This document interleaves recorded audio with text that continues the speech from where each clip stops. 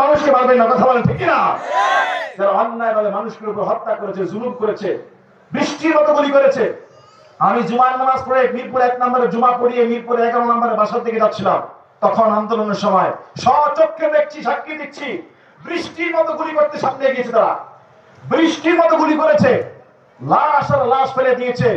মিরপুরের প্রত্যেকটা হসপিটালের সামনে লাশের স্তূপ পড়েছিল এবং যারা আহত হয়েছে এদেরকে পর্যন্ত চিকিৎসা দিতে তালবাহানা করেছিল এই জালেমরা। কথা বলেন না কেন? সুতরাং বাংলার এই জমিনে তাদের কোনো ক্ষমা নাই। বাংলার এই জমিনে তাদের শাস্তি হবে, তাদের বিচার করতে হবে।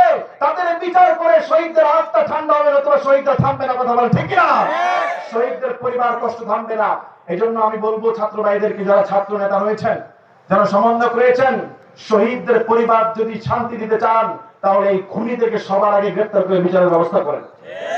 এবং আপনারাও যদি পারেন, আপনাদের পরিচিত কোন শহীদ পরিবার থাকে তাদের পরিবারকে সাহায্য করবেন। এরকম অনেক পরিবার আছে যে শাহাদাত বরণ করার পরে তার পরিবারের দায়িত্ব নেওয়ার লোক নাই, আছে না নাই?